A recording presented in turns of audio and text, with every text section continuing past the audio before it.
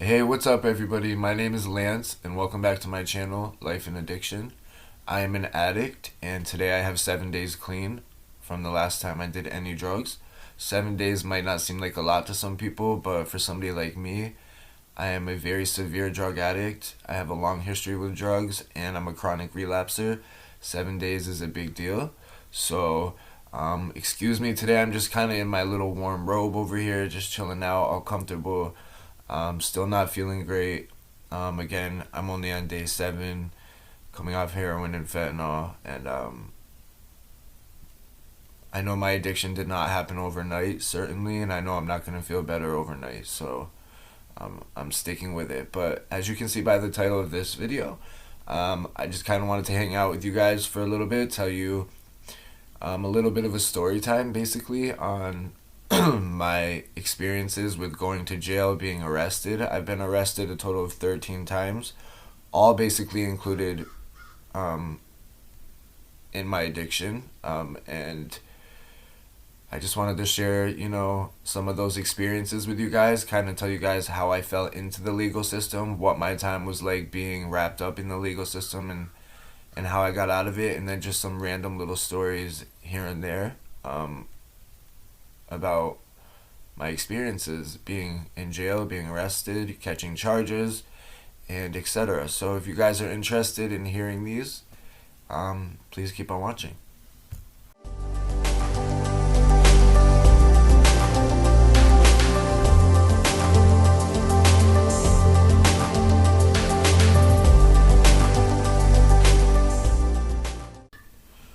Alright, you guys, so let me bring you guys back to a time when I was 17 years old. This had to be in the year of 2007, maybe, 2006 or 2007, I'm not quite sure. I was 17 years old, still in high school at the time. This was my first time getting arrested, was actually in school. Not something I'm proud of whatsoever, but you guys have to understand, at this point, I already had a severe drug habit. And I'll just give you guys a little quick synopsis, quick little story of how it happened. I plan on doing some more videos in the future, going into way more detail into these story times. If you guys are interested, let me know, because they're pretty interesting and definitely crazy, and they're all true. But let me just give you a quick little synopsis. So, we were in art class. I was in senior year of my high school, and we were in art class, and stupidly enough, me and a couple friends, I had gotten a script for Vicodin. I had some wisdom teeth out, right? So I got a script for Vicodin, and we were in the middle of art class, and we had like this loopy art teacher. She never paid attention. She was hardly ever even in the classroom. So lo and behold, us little addicts, little bad ass kids, whatever, we're sitting in the middle of art class, crushing up Vicodin on the fucking art table, sniffing them. I can't. This is a true story, by the way. And the teacher wasn't even in the room, the whole entire class. So we thought we were good, right? It was me and like maybe 3 or 4 of my friends. Yes, my high school had a lot of drug addicts. So lo and behold, we're sitting there sniffing Vicodin off the table, and the class ends. Everything is fine. So the day goes on. Later on, my last class of the day, I'm sitting in class, right? All of a sudden, 2 police officers and the dean of the school walk into my classroom. Lance, they call me over to the door. I get up, start walking to the door. Grab your stuff. I'm like, oh fuck, something's up, yo. First of all, the police are at my school. They're calling me out of class. I knew something was up. I'm like, what the fuck happened? So I go down to the office, and they're like, we got a report that you were doing drugs, and we need to. I guess they got a report from some of the other students in the class that me and some other people were sniffing, but they only gave my name, mind you. That's how fucked up it was. That Lance was sniffing a white powder substance off of the tables in art class. So they wanted to search my stuff, see what it was. They thought it was cocaine. At the time it wasn't. I didn't have anything on me, but my stupid ass had a straw the straw that I was using to sniff, and it had residue in it. So they grabbed the straw. They're like, "We're gonna have to test it." I'm like, "You can test it if you want. I'm telling you, it was Vicodin. It was stupid of me. I get it. It was my own prescription, and I was sniffing them, and I was honest with them. They also found a little bag of weed in my bag, and that was it. But at the time, weed was still illegal. So, anyways, I ended up getting charged with possession of Class D substance, which was weed, and they ended up throwing out the. Luckily, they ended up throwing out the Vicodin stuff because it was only a little straw and it was my prescription. So I got super lucky with that. But I did end up getting arrested because they had found that stuff on me, and I ended up getting bailed out later that night by my mother. Ended up going to court. I was sentenced to 6 months of probation, and I had to complete a drug class. And I, when I was in the drug class, I went in there. My cousin was in the class. A bunch of my friends were in the class. It was fun. So it wasn't much of a punishment. Sadly but true. Should have woke me up, but it did not. So fast forward a couple years, right? I graduated out of high school. At this point, my addiction picks up tremendously. I'm an IV user at this point. Um, and I'm from Massachusetts, and in the city here, there's a city called, I'm from Springfield, Massachusetts, but there's a city called Holyoke, Massachusetts. It's actually the city where volleyball, the sport, was invented. And Holyoke is the known drug haven. Like, it is drug central, the capital drug city in Massachusetts, right? In Western Mass, anyway. And that's where everybody goes, and it's the hood. It's the hood. It's the block, It's gangs. It's a bunch of different gangs, and they all have these trap houses, and they're everywhere. I mean, everywhere. And these are buildings where you don't have to have a drug addict's phone number. It's a building. You just have to know the spot. You go up in the buildings. You go up in there. It's all drug members. Like I said, you walk in. There's usually a line of people in there sometimes. They tell you to stand against the wall. You get your money out. You go up to the guy. He asks you, "What do you want?" You tell him, "Oh, I want a 20 of coke, a couple dimes of crack, a couple bundles of heroin, a dub of angel dust," whatever the case may be. They have everything, right? And then the guy runs upstairs, gets you what you want, comes down, you give him the money, da da da. So I was 22 at this point. This was in 2012, and I had went down to Holyoke to go cop drugs. I had just gotten out of work. I went up into a building, a spot that I had been going to for about a year. They had the best heroin literally anywhere. So I had went up there, and I was shooting cocaine at the time as well. So my friend drove me over. He parked outside. He was parked down the street a little bit because it's a wicked hot area. There's cops everywhere. But at that point, I hadn't been busted down there. So I thought I was good. I used to go to this building every day. Lo and behold, I go up into the building. I bought 2 bundles of heroin, which is 20 bags of heroin, and then I had bought in 10 dime bags of cocaine because they had these little dimes of cocaine, which was fire. And I got my 2 bundles, my 10 dimes, and I was walking out of the building, thought I was good, ready to go get high, was walking over down the stairs and was just going to head over to the vehicle to go jump in the vehicle. All of a sudden, 2 guys come up. They were dressed in regular clothes, by the way. You would have never known that these were detectives. They were private detectives. And they had been grabbing people from that spot for a while, I guess. I found out later, because a bunch of people I knew got busted coming out of there. They grabbed me, pushed me up against the wall. "What are you doing here? This is trespassing. What are you doing here?" And I got all tongue-tied. I didn't know what to say. I wasn't from that area.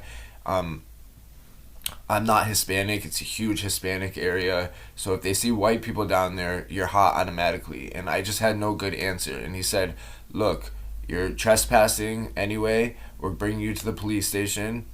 You can get bailed out. If you have any drugs on you," he said, because he knew it was a known drug spot.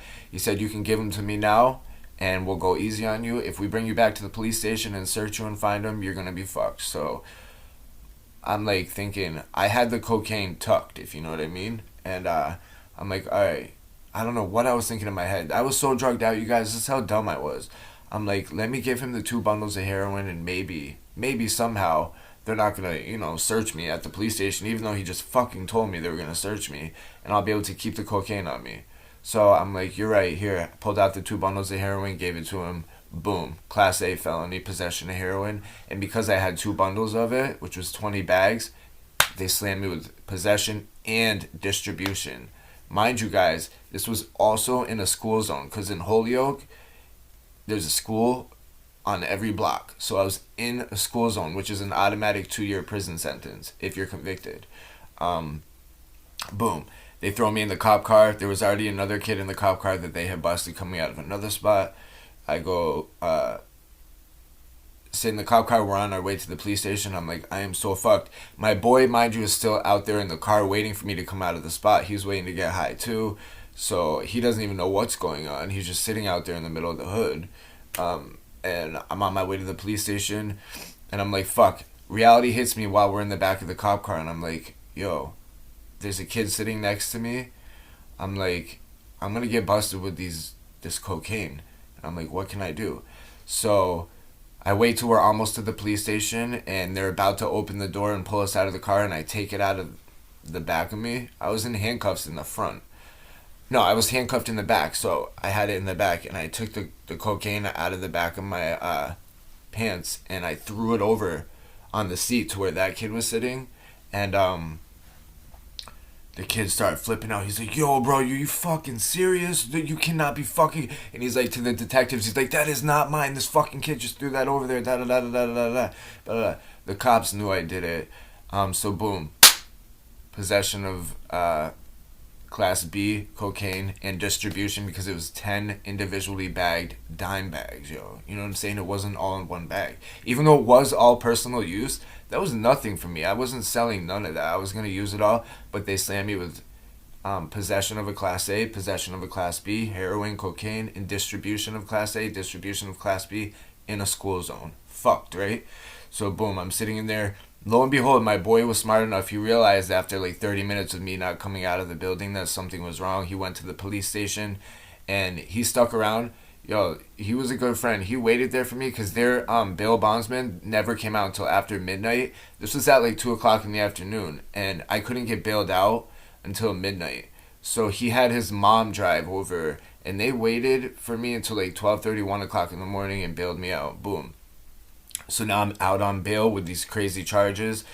Those charges racked up. I was facing 7 years in prison on those charges alone, if convicted, right? Do you think that woke me up? No. My addiction was off and running. Off and running. I did not even think about it. It shook me, but my addiction was more important, right? So, I get bailed out. I'm out on bail. I have a court date. I'm waiting to go see if I'm going to be convicted on these charges and be sent to prison for up to 7 years. Lo and behold, my addiction takes off, and it's 100 times worse, right? I'm waiting for my court date to come. Before the court date even gets there, boom, I catch another charge. The charge was, and I told you guys I'll do some more stories about this in more detail.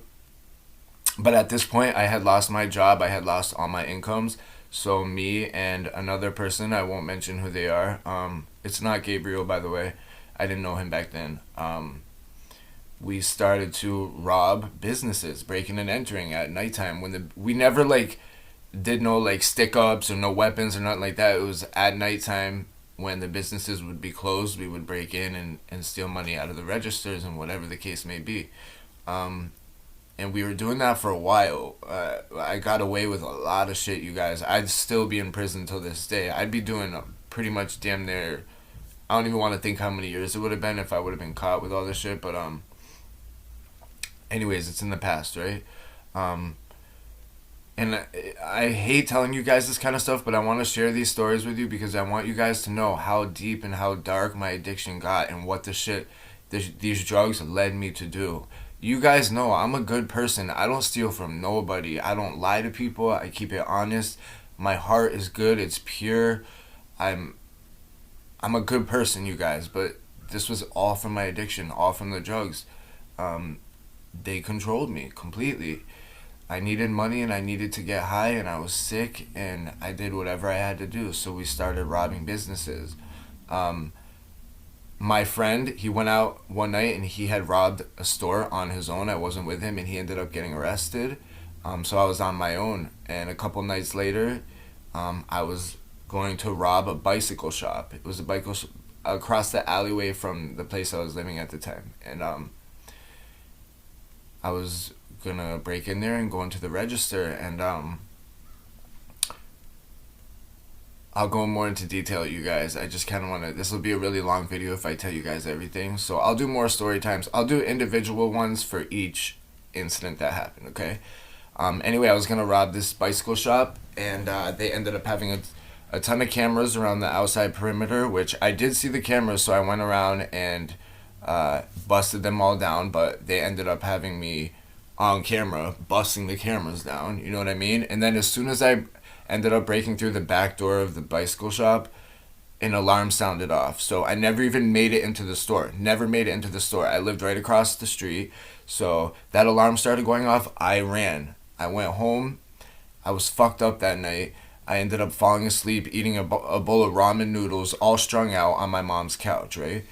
And next thing I know, I'm woke up a couple hours later to a ton of cops in my mom's living room, shining flashlights at me, telling me to wake up and put my hands behind my back. They had reported to the alarm going off, checked the cameras, recognized me, boom, I was arrested. So I'm out on bail, mind you, like I told you, waiting on all these charges. Now I have a trespassing charge and breaking and entering in the nighttime to commit a felony. Boom. So they end up taking me to jail. This is my first time actually going to jail. I had a bail, but it was a bail that nobody could afford. Let's just put it that way. So I ended up sitting in jail for 2 months.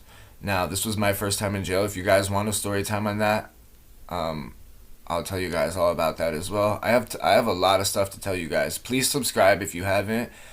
Follow my channel, you guys. I have a lot of stories to tell you guys, a lot of crazy shit that I just want to share with you guys, for a little bit for entertainment purposes, and a little bit for education and awareness of addiction and all that kind of stuff. So they ended up taking me to jail for a couple months.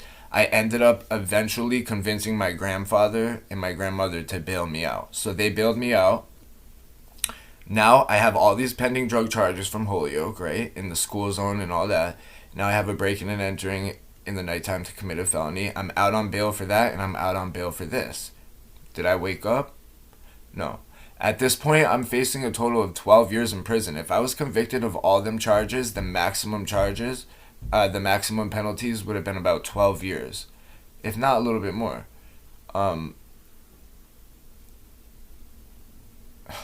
I can't even believe, when I think about it now, I'm just like, I didn't care about life, you guys. I was so, all that mad, these drugs ruled me. They ruled me back then. My addiction was terrible. I was not afraid to die. I was just waiting to die, basically, slowly killing myself. So I didn't care if I was going away. I really didn't care.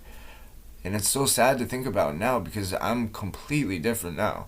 I'm 30 years old now. I don't think the same way that I did back then whatsoever. Even when I am strung out on drugs nowadays, or if I fall back into my addiction, I don't think like that at all. I eventually learned my lesson, and I'm going to tell you guys about that. So I'm out on bail once again. So me and a good friend of mine, a female friend, this was a couple months later, I want to say. It's hard for me to remember all the dates. Mind you, I'm 22 at this time, right? And we were really strung out one day, I think we were really sick that day, to be honest with you. And we had hustled everything we could hustle over the last few days, and we had been on like a couple we'd been running hard, real hard, and we wanted more drugs. We were getting dope sick, so we ended up going up to a neighborhood where there was a lot of nice houses, and we knew that we could probably break into a house and score some money. That was a whole, that story of this shit is crazy. And again, I'll do another full story time on this as well. But basically, you guys, we ended up breaking into a house. Nobody was home. This was in the middle of the day. Um, broke into a house. As we're inside the house, the owners of the house show up, pull into the driveway. We go running out of the back. Basically, a bunch of all the shit that we had in our hands dropped. Well, she dropped all her stuff. I didn't drop all the shit that I had.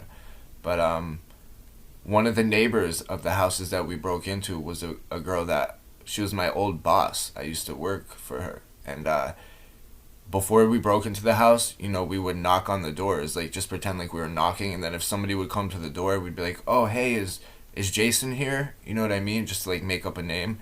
But if nobody did come to the door, then we knew no one was home and it was okay to go in. So my old boss, lo and behold, right, this is my luck, was driving down the street, I guess, and saw me randomly knocking on this door. So then, a half hour later, when she sees cops swarming that house, she walks up to them and says, "What happened?" They're like, "There was a break in here, da da da." And she's like, "Oh, Lance, he was just knocking on this door with some female."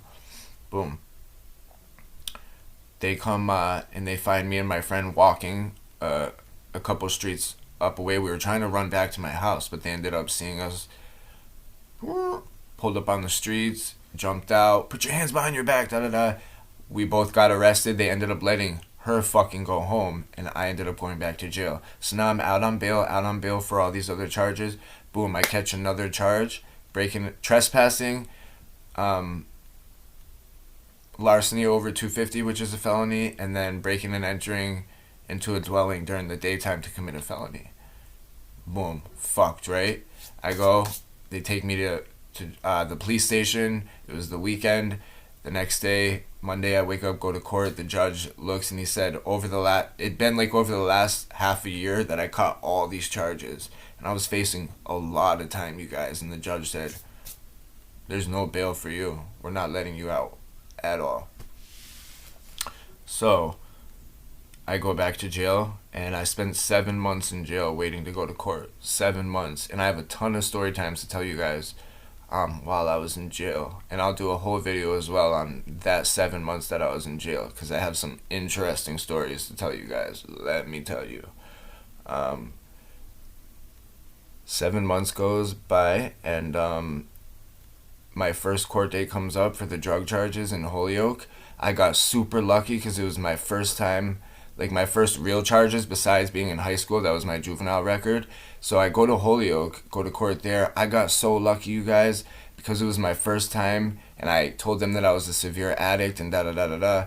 I got super lucky. They ended up dropping the school zone charge, which would have been a mandatory 2 years in prison. They dropped that, and they ended up dropping the distribution charges. So all I had was a possession of a Class A heroin and possession of a Class B cocaine. And because it was my first charges as an adult, they gave me probation. They gave me fucking probation. I lucked out so much. I've been super lucky, you guys. Super lucky. With all them charges that I caught, boom, boom, boom, I've never been to prison still till this day. I got super lucky. Super lucky. And believe me, I do not take that shit for granted. I know I was lucky. I did a total of about a year in county jail, if you combine everything together, and that was it. And other than that, I did a lot of years on probation. Anyway, so that case basically got dismissed other than the probation. So I was on probation for that, and then I came up for my next court date for the breaking into that bicycle shop. Got super lucky. I got a great lawyer who used to be a DA, and the judge loved him, and they recommended me for treatment because all my charges were due to my addiction. So I got really lucky that my lawyer, who was a DA before, had fought for me and said, "Look, this kid does not need time. He does not need to go to prison. He has a severe drug problem. If we can treat this kid's drug problem, I have no doubt that he can be a productive member of society." No doubt. I had no violence, no violent charges, no sexual charges, nothing like that ever. You know what I mean? That's not me at all. This was all to get money to get drugs, or getting the drugs themselves and getting caught. You know what I mean? I got lucky. So they gave me, for those charges, I ended up getting 2 years of probation, and I was sentenced. And then I came up for my third court date for breaking into the house, and I ended up getting another year of probation, all supervised probation, so, drug test, the whole nine. And I was ordered to go to a CAP, a CAP program, which is a court alternative program, which is basically a jail, but it's also a jail slash like recovery house, which was in New Bedford, Massachusetts. I ended up going there. That was a 3 month program, but it was like jail. We were locked in there. We couldn't leave, and but they had treatment all day long. You were in treatment classes and this and that, and you could smoke cigarettes there, which was pretty cool. We got to go out a couple times a day, and after that court alternative program, I still had a lot of years of probation left, but part of the stipulations was after I got out of that CAP program, I had to go to a long-term halfway house. And I ended up going into a halfway house, knowing that if I did not complete this, that I was going to jail. They were going to revoke all my probation, violate my probation, and that I was going to be truly, truly fucked. And I went to that long-term program, and they were treating me like shit there, you guys. I was very, very unhappy there.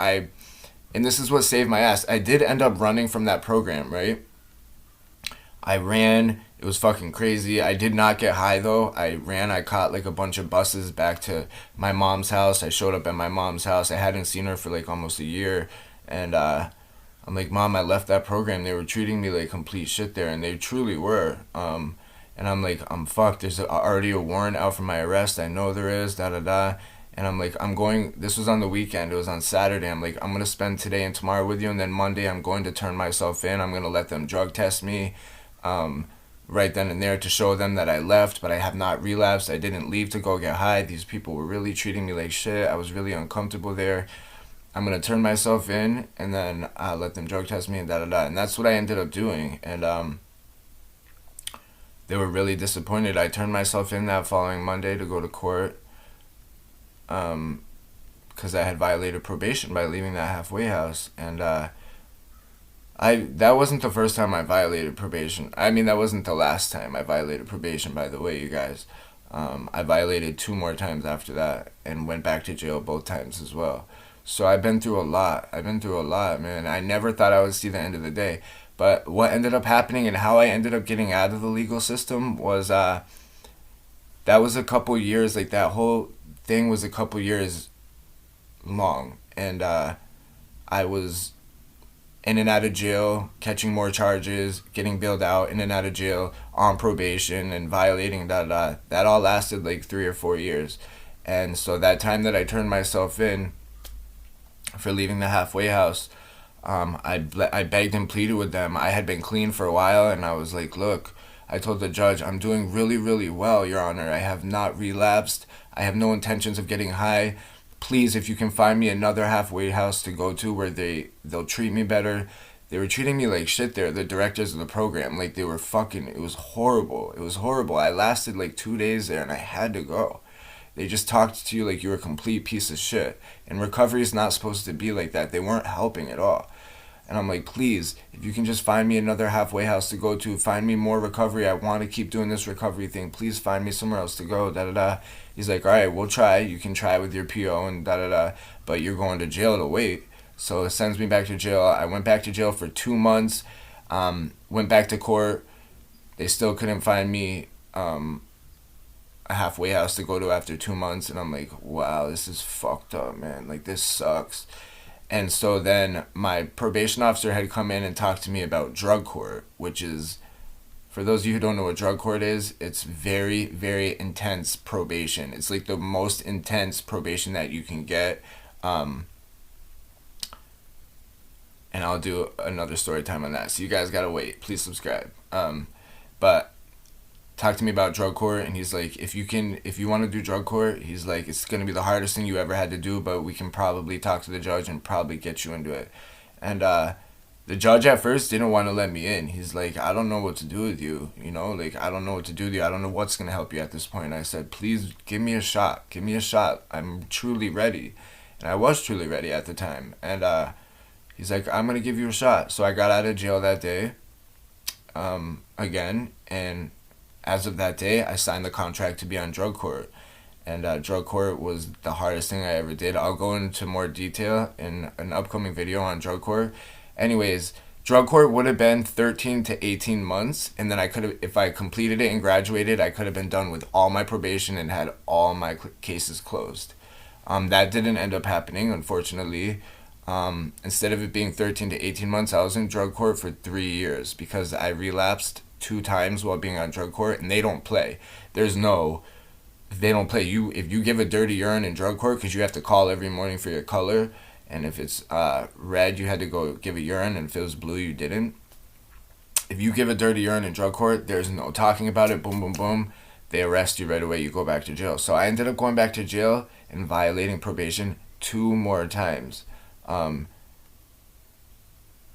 got sentenced to another 6 months. I completed that 6 months, got out, and I fucking relapsed again, you guys. This is how relentless I'm telling you this addiction is. Like,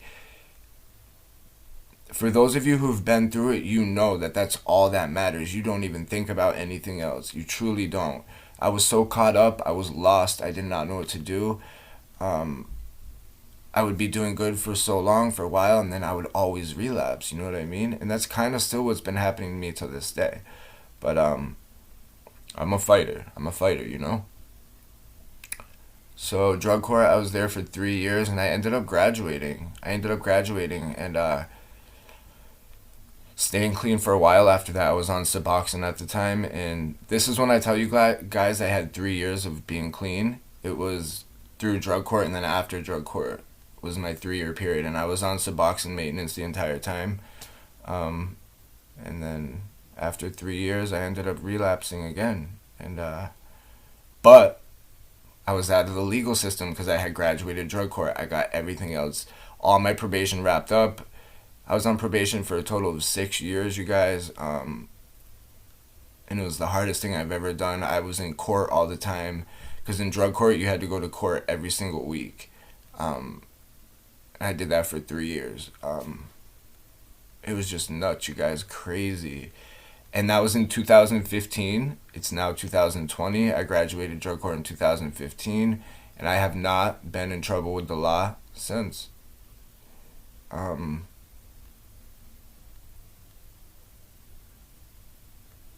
Was it 2015? No, it was the end of 2016. I'm sorry. The end of 2016. So I've been out of trouble now. Well, really, all them charges I caught were in 2012. I caught them all in 1 year. It's just because I kept relapsing and stuff, it dragged out. So I didn't get off it took me about, from the beginning of 2012 to the end of 2016 to complete everything. And I got super lucky because I was facing a long, long time in prison. A long time. But I took plea deals and took probation and and I'm actually pretty decent on probation. Other than me relapsing a few times, like, I do well on probation. It keeps me clean for the most part, and I do well on probation. But I graduated drug court, and I haven't caught any new charges since 2012. So it's been 8 years since I've caught a charge. 8 years.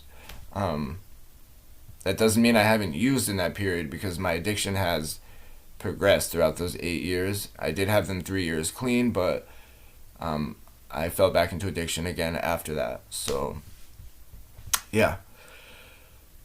And when I tell you guys I've been arrested 13 times, it's because of all the times that, I violated probation, they would arrest you again. Or catch new charges, they'd arrest you again. Or I wouldn't go to court, and then they'd put a warrant out for my arrest, a default warrant, and I'd get arrested again, thrown into jail, and have to wait to court. So it was a total of 13 times I've been arrested in my life, which is a lot. And I like I said, I caught all these charges in 1 year. It was a total of 8 or 9 felonies that I caught in 1 fucking year due to my addiction. Crazy. I think about it now, and I can't even really let my mind go there because nowadays I think, you guys, I fucking think. back then, if I was getting dope sick and I was hurting, I was gonna go do whatever crime I had to do to get the money. I did not care. Nowadays, is it miserable being dope sick? Fuck yeah. But I'm not fucking robbing nothing, nobody. I'm not going to Holyoke. As a matter of fact, after I got busted in Holyoke, I really didn't go down there because I used to get all my drugs there. And then, literally a couple weeks ago, before I had gotten clean, just a week ago, we went to Holyoke because I live one city over. You know what I mean? And Springfield has a ton of drugs too, but Holyoke is just, it's the hood, so you can get them. You just go up into a building and get whatever you want. So the other week, our drug dealer was, we were wicked sick, and our drug dealer was not showing up at the house, and I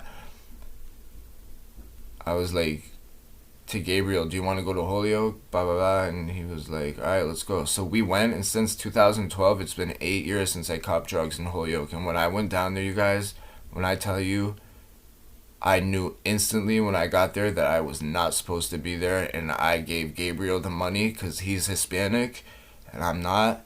And I started getting PTSD. I was down there and I saw all the buildings and all the people and all the cops flying around. And I gave him the money and I said, I'll be at the bus station. Here's where to go, because he don't know Holyoke like that. He's new into addiction. I told him where to go, gave him the money, and I said, go up to this door, da da da. I cannot do it.